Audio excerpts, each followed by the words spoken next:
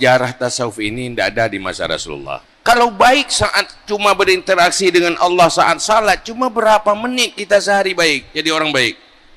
Tidak mungkin sufi semua jadi bisa jalan atas air, itu nggak bisa. Kegagalan umat Islam di generasi bukan karena sufi, karena mereka meninggalkan sufi atau menjadikan sufi itu eksklusif.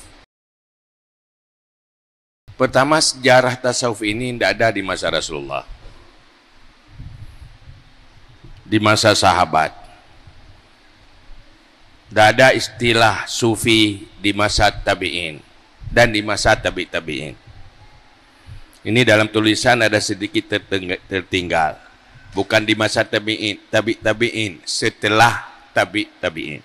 Karena predikat atau status yang paling mulia yang tidak ada duanya di masa Rasulullah adalah berstatus sahabat. Itu paling bangga, paling sempurna. Kalau dikatakan sahabat Rasulullah, itu sudah nomor satu. Tidak ada kelebihan yang lain yang melebihi jadi sahabat dari Rasulullah.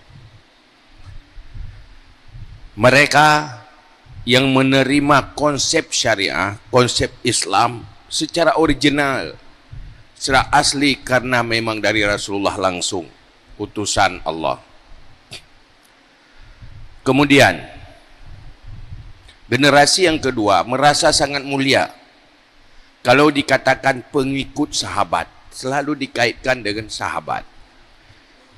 Katakan tabi'in, orang yang mengikuti sahabat, itu sebuah kemuliaan yang luar biasa, sangat terhormat, sangat mulia di sisi Allah, juga di sisi manusia. Orang akan hormat kalau dikatakan itu tabi'in, pengikut sahabat.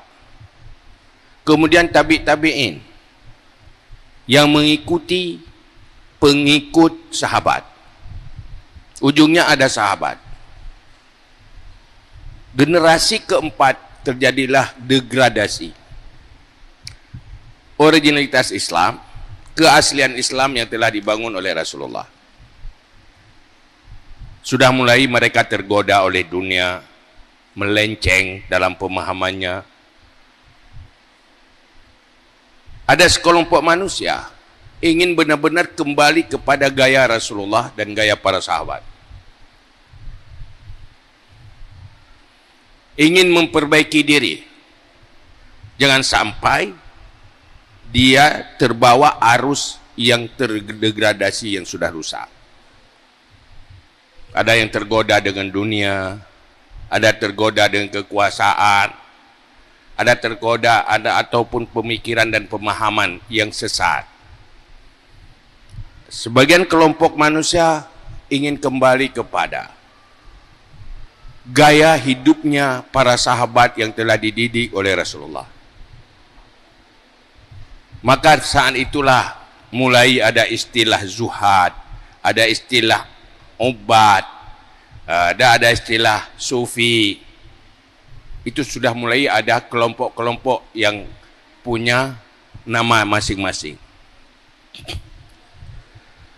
Maka disitulah lahirlah kelompok yang berusaha kembali kepada originalitas Islam, yaitu sufi.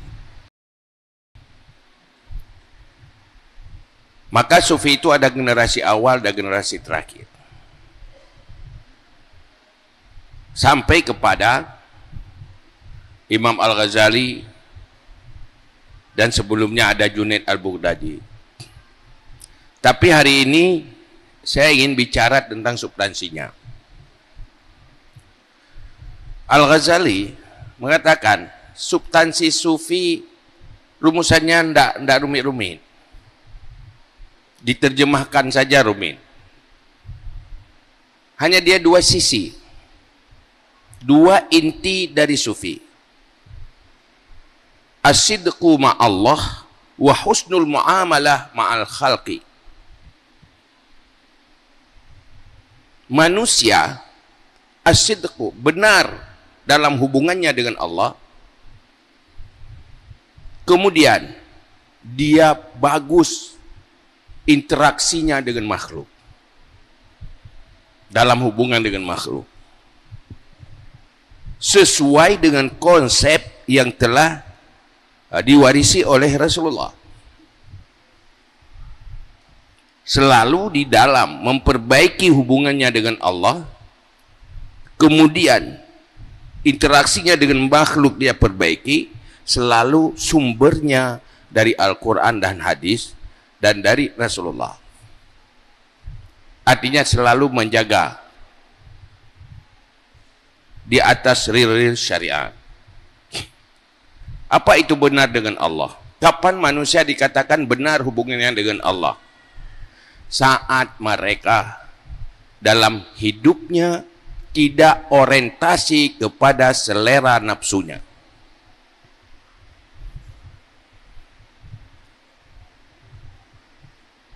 Dia korbankan selera nafsunya demi memperbaiki hubungannya dengan Sang Pencipta, yaitu Allah.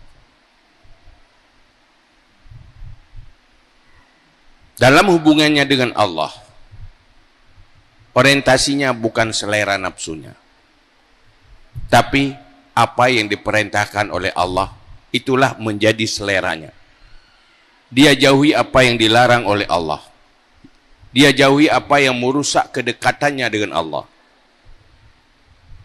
Maka dalam Islam ada dibahas dengan tentang ubudiyah. Bagaimana konsep-konsep syariah yang berkaitan dengan hubungan dengan Allah. Yang kedua, husnul muamalah ma'al khalqi.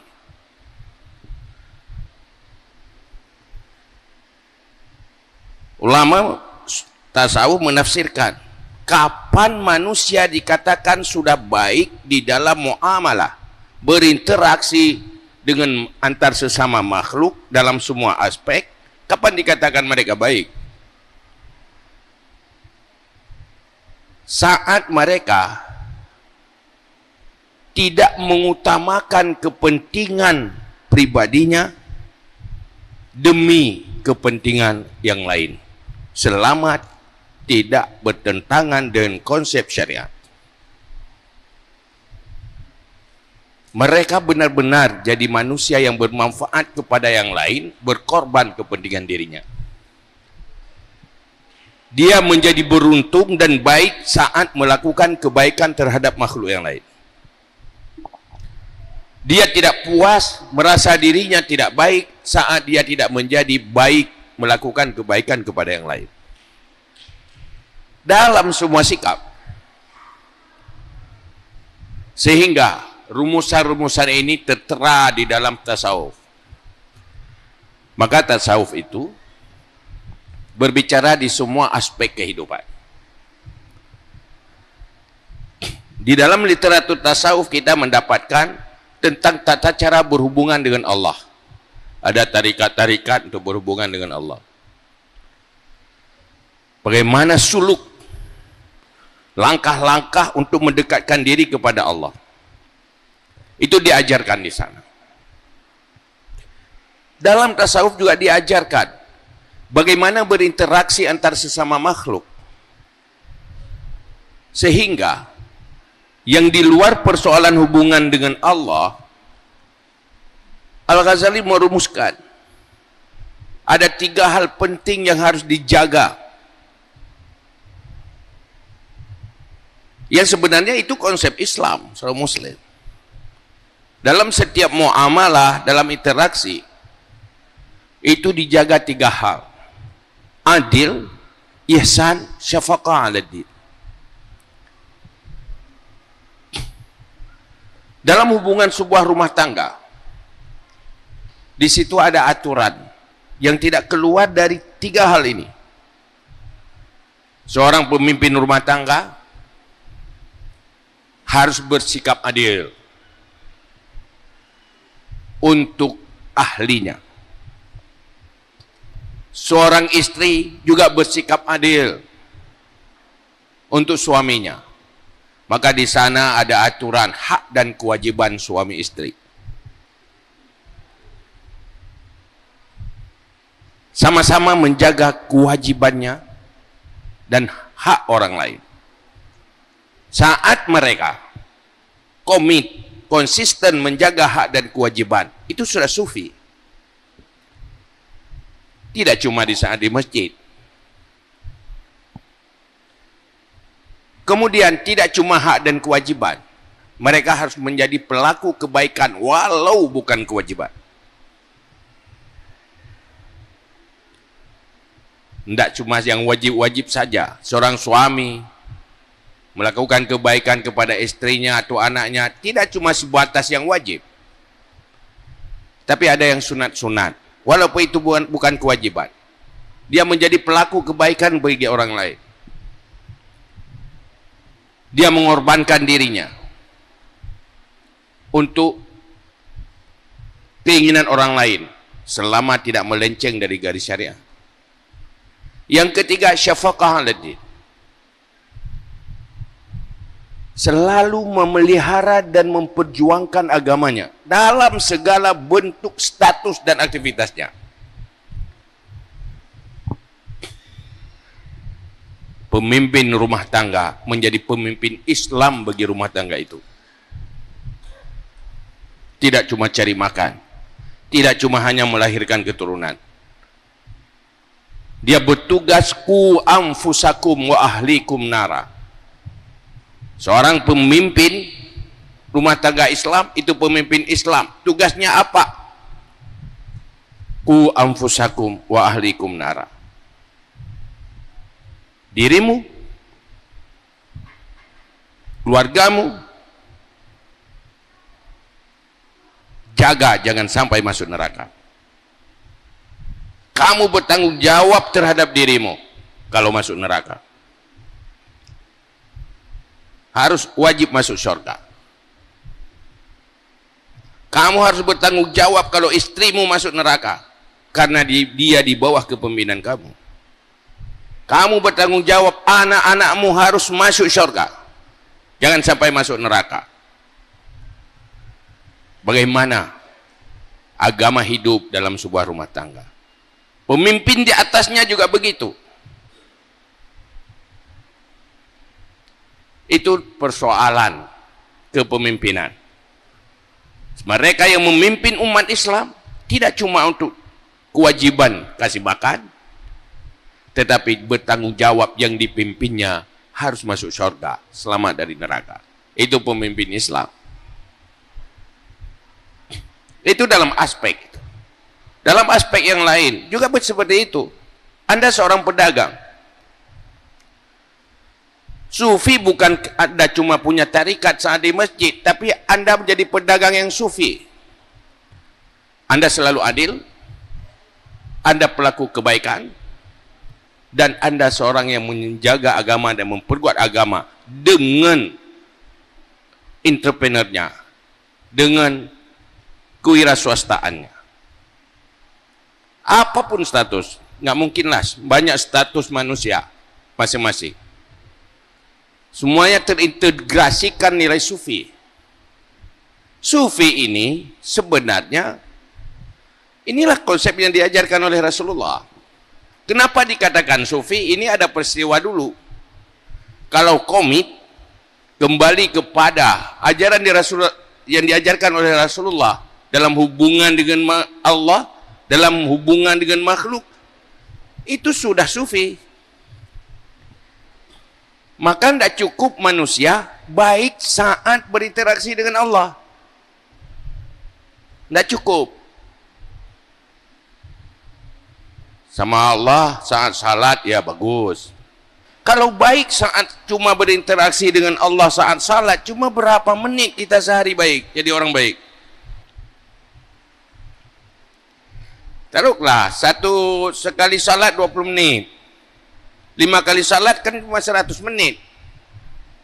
24 jam 100 menit jadi orang baik. Anda ke sawah melakukan bermacam kezaliman, tidak melakukan kewajiban-kewajiban. Anda jadi pejabat bermacam kezaliman, bukan pelayan publik, tetapi orang yang mencari keuntungan untuk pribadinya atas nama publik. Itu tidak sufi. Maka ini yang menjadi masalah. Ini tantangan bagi mahasiswa Mahat Ali di sini. Sufi sebenarnya bukan nilai intelektualitas terhadap ilmu tasawuf, tetapi kepribadian yang benar hubungannya dengan Allah dan baik di dalam berinteraksi dengan manusia dengan tiga nilai itu, yang semuanya didasari oleh ilmu pengetahuan, bukan oleh kebodohan. Tidak pernah selesai sufi hanya dengan pengetahuan tasawuf. Tidak selesai. Itu hanya peningkatan intelektualitas. Tidak sukses hanya dengan konsep. Inilah yang menjebak bangsa kita sekarang ini. Hasil survei, jangankan akhirat, dunia juga begitu. Tidak cukup hanya peningkatan intelektualitas. Hasil survei, yang jadi entrepreneur, pengusaha-pengusaha itu lebih banyak tamatan SD, tamatan SMP. Mereka jadi pengusaha sukses. Sedikit sekali yang sudah strata 2 dan 3. Itu survei, bukan kata saya. Di Indonesia. Dari kecil saya, orang China, tidak banyak yang sekolah tinggi-tinggi. Mereka dididik jadi pengusaha oleh orang tuanya, oleh lingkungannya. Kamu mau sekolah apa cari uang? Mau cari uang kan? Belajar cari uang langsung. Mereka dididik. Kalau kepentingan cari duit. Hari ini kita tahu kenapa mereka sukses. Mereka learning by doing. Belajar sambil bekerja, bekerja sambil belajar. Bukan cuma belajar, tidak bekerja. Orang diajarkan konsep berenang, tidak akan bisa berenang kalau tidak pernah terjun ke air. Sehebat apapun pembahasannya tentang tata cara berenang, tetap akan tenggelam.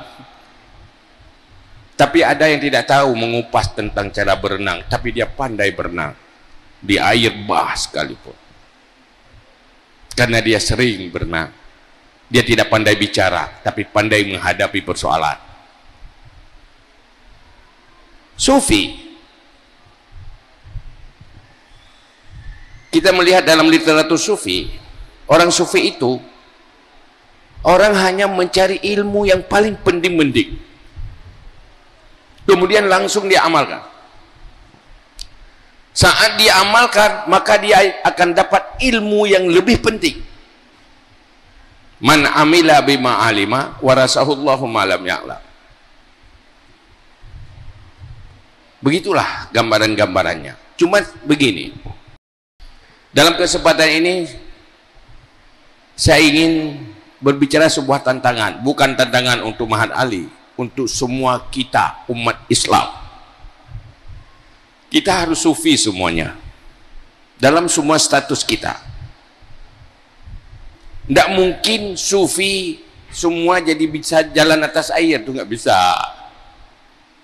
Semua status, semua level harus sufi.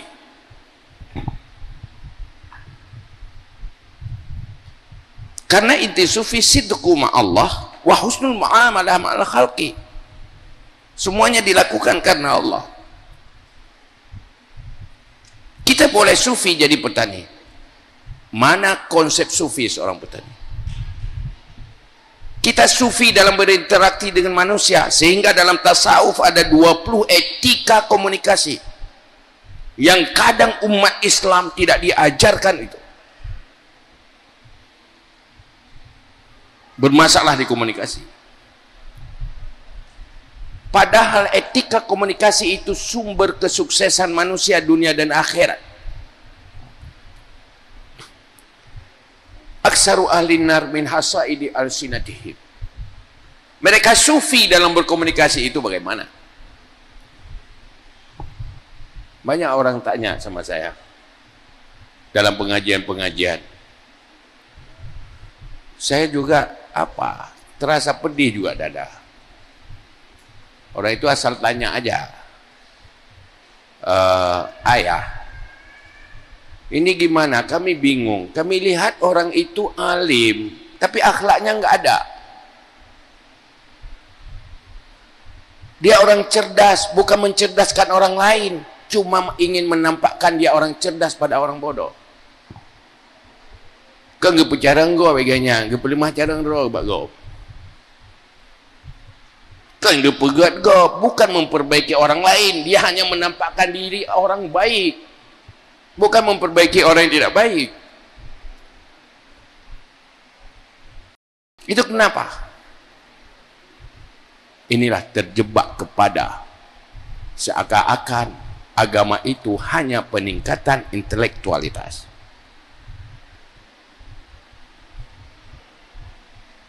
Untuk peningkatan spiritual, untuk peningkatan skill, maka dalam tasawuf itu ada istilah muraqabah, tahzib, riyadah, wal mujahadah. Persoalan riyadah, persoalan tahzib, persoalan mujahadah ini terlupakan.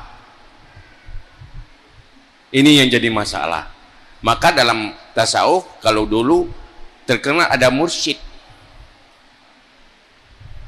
mereka pembimbing yang ahli. Saat masa Al-Ghazali saja sudah mengatakan untuk mendapat pembimbing yang ahli itu di masanya seperti kita cari batu bara merah, tidak ada, sulit. Siapa yang dapat itu memang rahmat Allah. Yang paling ahli membentuk kepribadian manusia itu Rasulullah. Kalau kita jadi sahabat Rasulullah, sejahat apapun kita, insya Allah jadi orang baik. Karena dokternya paling ahli terapi. Sekarang tergantung taufik dan hidayah Allah. Kegagalan umat Islam di generasi bukan karena sufi, karena mereka meninggalkan sufi. Atau menjadikan sufi itu eksklusif.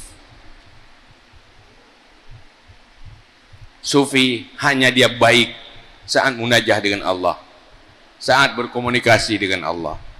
Dia tidak sufi di dalam kehidupan. Mereka pasti orang yang jujur, orang yang selalu mengorbankan kepentingan dirinya untuk yang lain. Hilangnya, rusaknya peran data sosial, pencerminan dari kegagalan dakwah sufi, dakwah tasawuf. Bermasalahnya dalam komunikasi di media sosial, mereka mengabaikan etika komunikasi, pencerminan gagalnya dakwah tasawuf. Padahal itu ilmu fardu'in yang wajib. Sehingga bagaimana sufi saat kita hidup dengan publik, dalam keuangan publik. Di sana ada literatur dibahas. Saat kita berkomunikasi dengan Allah, saat kita hidup di ruang publik, itu ada dalam tasawuf. Tapi ini kenapa tidak terjadi di kalangan umat Islam?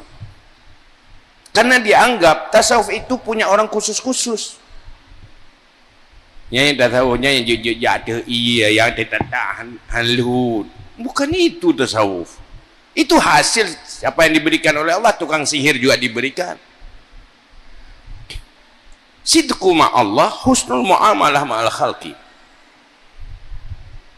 Maka butuh ilmu pengetahuan, kemudian pembentukan kepribadian, menghasilkan attitude, ya kecerdasan emosional,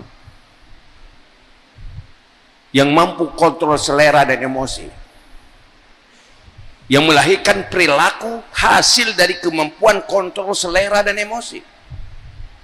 Segala kecurangan, segala perilaku yang merusak tatanan sosial, yang merusak dalam kehidupan hubungan rumah tangga, merusak pergaulan, itu sebenarnya mereka membelakangi tasawuf. Jadi tasawuf itu tidak eksklusif.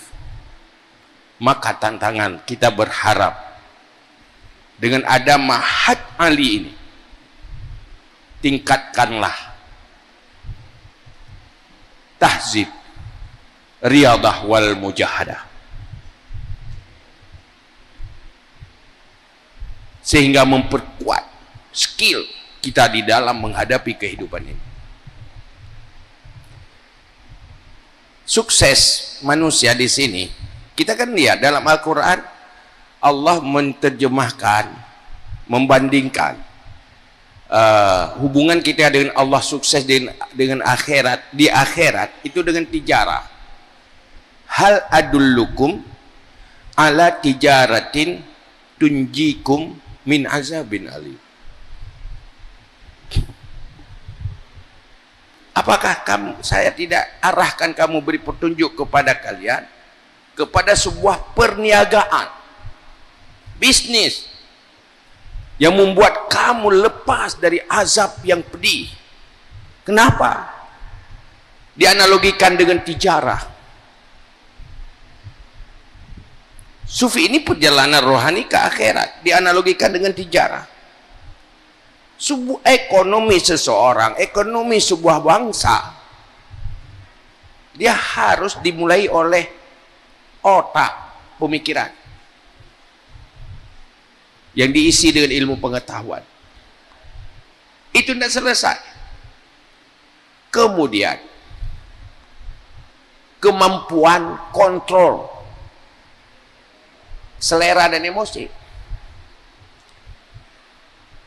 Orang yang tidak bisa kontrol selera tidak akan jadi pengusaha besar. Dia kedukai tapi galabana pangkaya be. Hasilnya berapa, hidupnya konsumtif, tidak sesuai dengan penghasilan dan pengeluaran, tidak bisa mengatur keuangan. Bukan dia tidak tahu ahli konsep keuangan, tapi nggak bisa kontrol seleranya.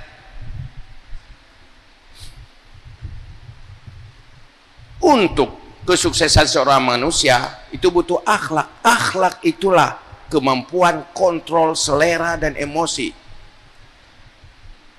dengan pola yang benar. Setelah itu skill, kepiawaian, kemampuan. Maka di dalam istilah tasawuf hidayah, semuanya kemudian keberhasilan manusia kan sering-sering kita ucapkan wabillahi taufiq wal hidayah.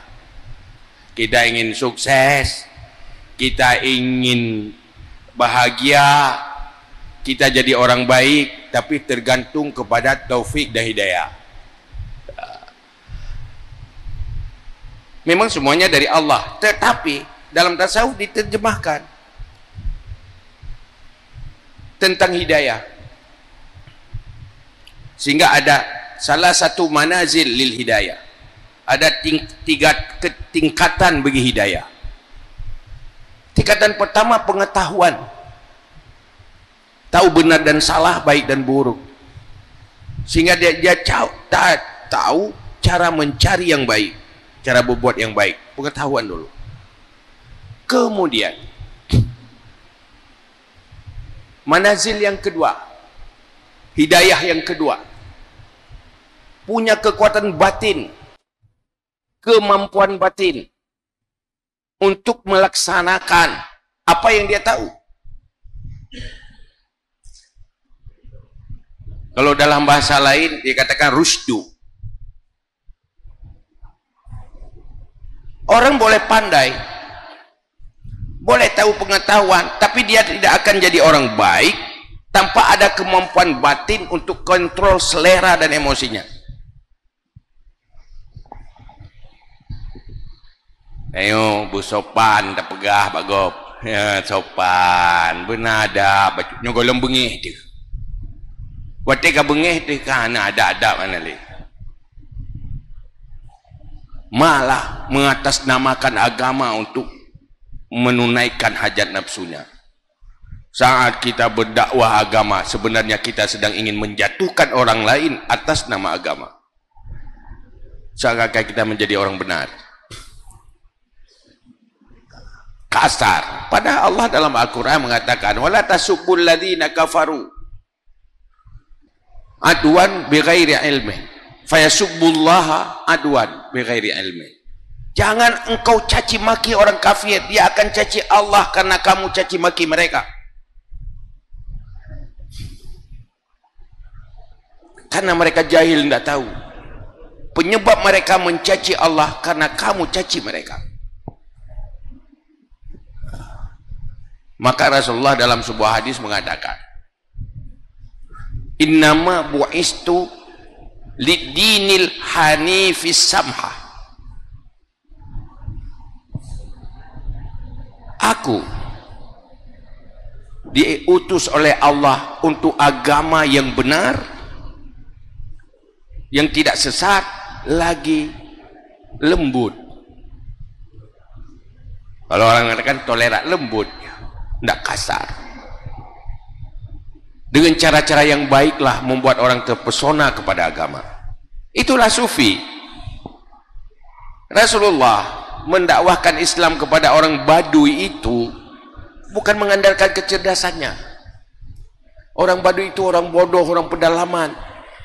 Kita bicara ilmiah, mereka tidak loading, nggak tahu. Kita berbicara ilmu Rasulullah lewat nubuah, luar biasa. Masa bisa dijelaskan kepada orang Badui? Mereka nggak delivery, nggak tersampaikan ke mereka.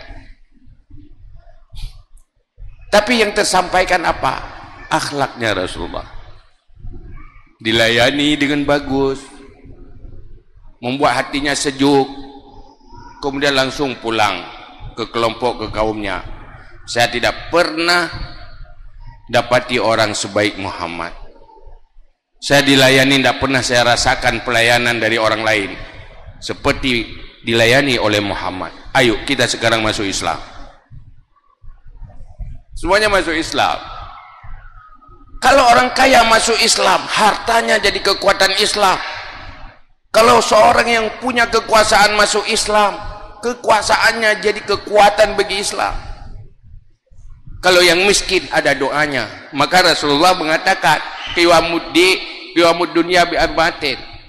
Tegak dunia ini dengan 4 perkara. Ilmil ulama, adlil umara, sakhwatil aghniya, doail fuqara. Kita juga butuh ekonomi yang bagus untuk kuat agama. Kalau harta itu untuk agama, itu bukan dunia lagi, sudah akhirat. Nah, maka hal-hal inilah sebenarnya ini tantangan bagi kita. Bagaimana menerjemahkan tasawuf? Jangan cuma berpikir ini tasawuf, orang bisa jalan di udara. Yang jalan-jalan di sawah itu harus bisa tasawuf juga. Bukan yang jalan-jalan di udara saja, bukan yang berjalan-jalan di atas air, yang jalan-jalan di aspal juga harus tasawuf. Itu bagaimana? Akhirnya terbangunlah peranata sosial. Nah, rusaknya peranata sosial, terjadi broken home dalam rumah tangga, tidak ada kebahagiaan lagi. Hilangnya kepemimpinan dalam desa-desa, sehingga mereka tidak terurus dengan baik. Ini pencerminan dari tidak berfungsinya dakwah tasawuf ke ruang-ruang kosong itu. Maka bagaimana langkah dan strategi itu? Insya Allah negeri ini akan bagus, masa depan bangsa ini akan bagus kalau konsep sufi yang diajarkan oleh Rasulullah kita perkuat dakwahnya lewat langkah-langkah, tidak cuma hanya pemahaman-pemahaman. Terima kasih. Wallahu a'lam bishawab. Mohon maaf atas segala kekurangan. Assalamualaikum warahmatullahi wabarakatuh.